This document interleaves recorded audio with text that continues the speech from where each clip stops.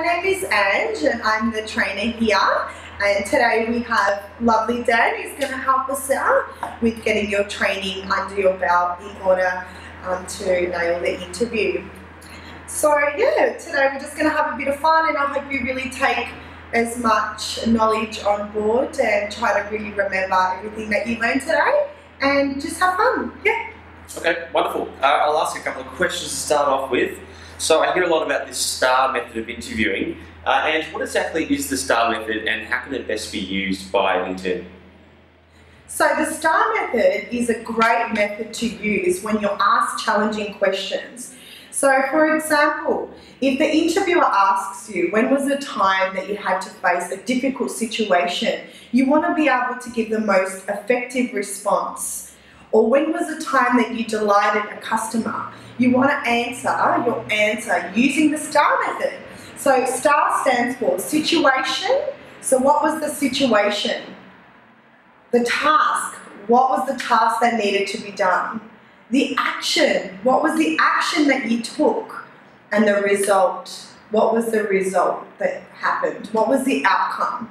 So you could say, according to the feedback, this is what happened. So the STAR method is a nice, easy way to really align your answers. Very simple and very easy for the interviewer to understand when you are explaining either a difficult situation or a situation that you've delighted a customer. Okay, wonderful. That's the STAR method. So how exactly would I go about introducing myself when the interviewer asks, okay, do you want to tell me a little bit about yourself? What's the best way about going about that? Sure. So when you ask the question, tell me about yourself, it's important to keep in mind that the interviewer doesn't want to know what you love to do on the weekends. It needs to be relevant to your education. You need to start with naming your full name. Make sure you state your full name with confidence and add lots and lots of enthusiasm. That's your name. If your name is hard to pronounce, try and have a short version, a native version. That way the interviewer doesn't feel uncomfortable pronouncing your name incorrectly. Yep. And that way it will be easier to remember. You want to talk about your most recent education that is relevant to the job position. For example, if you have a Masters of Civil Engineering and you're applying for an engineer position, that's perfect to say. However, if you have a Masters of accounting and you're applying for a different role, you wouldn't really want to mention that kind of education first off. First off, right? Yes. Yeah. Another thing you really want to think about is how can you meet the employer's needs. So you want to think about the tasks, the experience, and the skills that you have experienced throughout your work experience and you can bring to that business. You also want to talk about any role models that you have. Now with role models, it's someone that's inspired you to go down the path you've chosen. It could be someone such as a family member, or it could be someone famous, such as Bill Gates or Warren Buffett, or your family member, such as a mother or father or brother or sister. Someone who has really given you the courage to go down this footpath. Also, do not forget to mention your short-term and long-term goals within the company. You want to talk about how you would love to grow in the company and that you would love to get as much practical experience under your belt to really learn and grow. And your long-term goal within the company would be to be in more of a management position, leading others by a good example. So really highlight that and deliver that with a lot of confidence. Fantastic. Alright, so interview rules. So basically, what are some of the things that you need to be doing, prior to coming to the interview, or even whilst being in the interview? What are the rules? Yeah. Not so much the do's and don'ts, but what are they? Yeah, sure. So with the interview rules, this is a combination of what you should do during the interview and before your interview. So the first thing you really want to do is you want to do your research. Have a good understanding of your role. Understand the products, understand their services, understand what the company's mission is. What do they do? It's very important. You also need to study their core values. Understand the company's core values and their mission statement. It's very important. The second thing you really want to focus on is looking sharp. Now, what I mean by that is you have to understand that dressing corporate is very important. It's like your uniform, it's your costume. When you see police officers walking down the street, they are in uniform. So you need to be just as presentable in your job by wearing corporate attire. What I mean by corporate attire is wearing a lovely shirt like you're wearing today. You can wear a suit like I'm wearing today. Something that's going to make you look amazing. Jacket, highly recommended. Mine's out there. I've got an on me, but definitely wear a jacket in Absolutely. a tie as well. Yeah, and make sure if you do wear a tie that it's on properly. You know, you can wear blacks or any conservative colours that you want. Sure. Try and make sure that your clothes are nice and ironed and clean. You don't want to, wake up and feel like you've just rolled out of bed and gone to an interview. We don't want that. Yeah. If you were going to a wedding, I'm sure you would make the effort to dress up, and I know I would.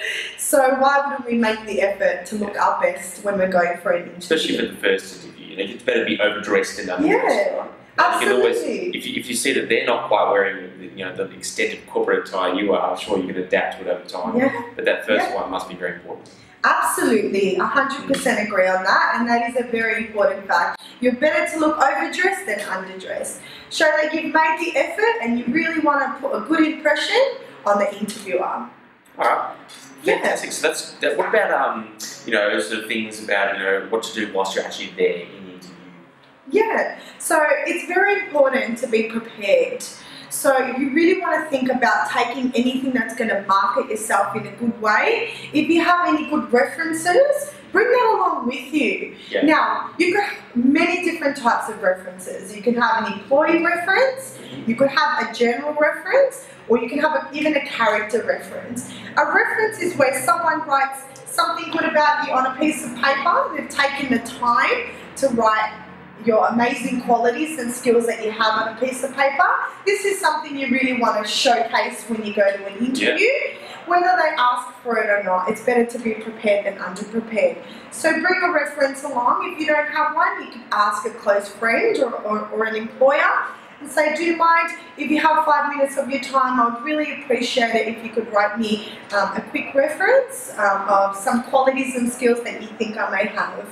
So that's something you could bring with you. Also, your transcript is something I would suggest to bring along.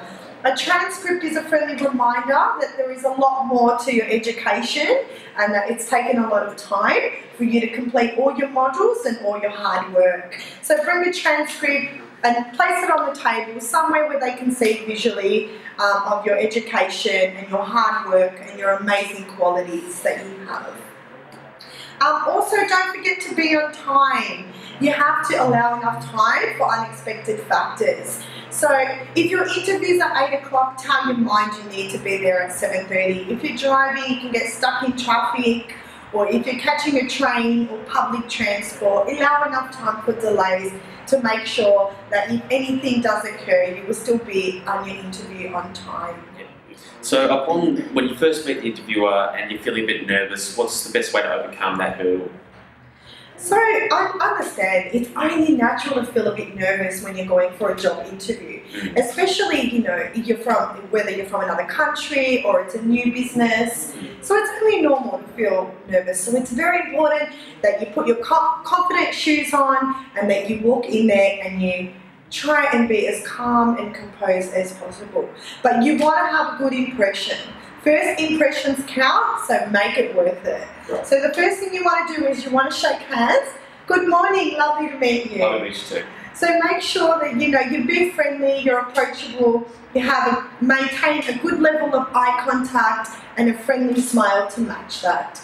Make sure when you shake someone's hand, if it's a male, match that pressure. So really acknowledge the handshake that you're providing the gentleman. However, if it's a female, you want to be a little bit more gentler. So do not be too rough with your handshake and try and maintain a friendly approach. That shows that you're friendly and that you're not afraid to give it a go and meet them 90% to say good morning and give a nice handshake.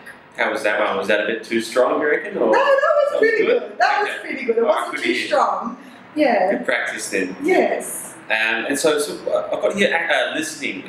What exactly do you mean by active listening, and what would that benefit? Active listening. So that's very essential. Active listening is a part of your job. Right. It's very important that you understand that not only what is being said is important, but reading between the lines. Taking all the information that you're listening to and really understanding the need of what is being said.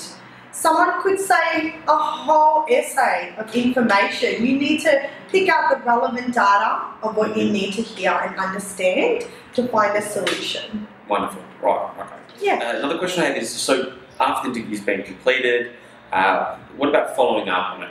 Is that important? Do you reckon that's the thing that interns need to do? Absolutely. So with following up, there's many things you can do with following up. So whether it's an internship or whether it's, after your internship, it's always polite to follow up, whether it's simply saying, thank you so much for your time. I really appreciate your time, and that's another opportunity for you to market yourself.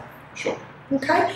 Also, another important factor is to ask any questions. So during the interview, if the interviewer asks you, do you have any questions? Ask a question. Ask a good question that's going to make you get the relevant information that you need, because you never know. It could be a chance for you to get valuable information that is very important for your role.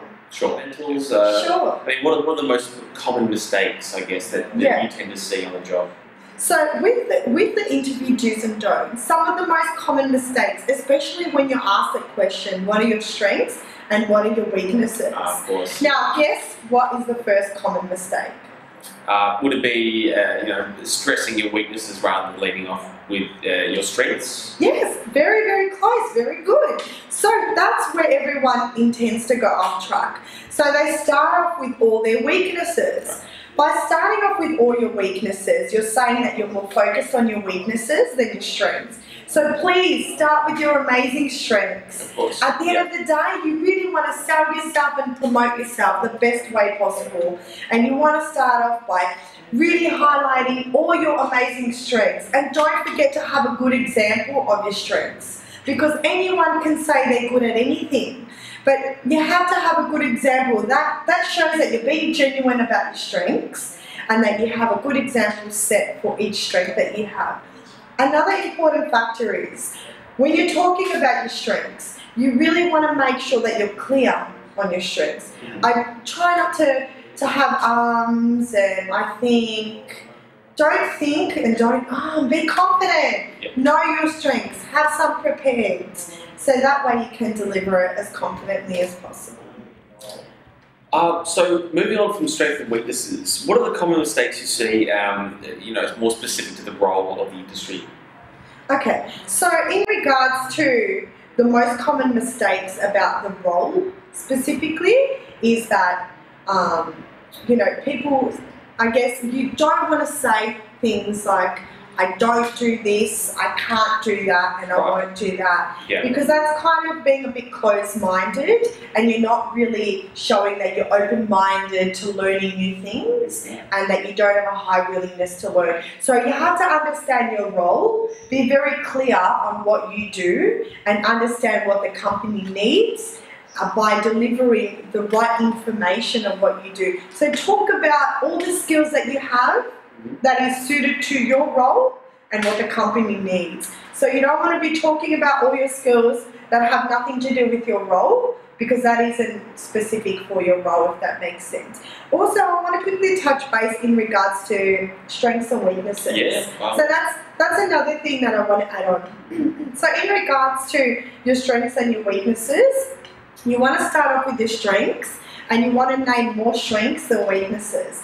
But it is important that you do name at least a minimum of 2 weaknesses, because that shows that you're aware of an area of growth. Right. And a weakness is not a bad thing. Your weakness is an area where you can grow and develop. Besides, if you always stick to your strengths, how are you ever going to challenge yourself to improve? That's right, yeah. So it's very important that you turn your weaknesses into a strength as well. So you don't want to say anything that will jeopardize your position.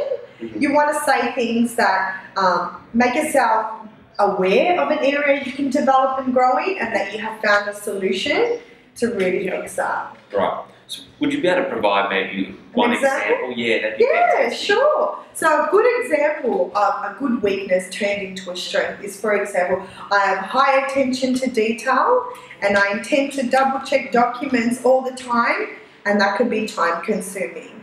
So technically you're saying that you like to check the documents and the data or the information to make sure that it is correct, but that could also be time consuming. So you also need to highlight, okay, so what have you done to acknowledge that it takes time to double check documents, if that's one of your weaknesses.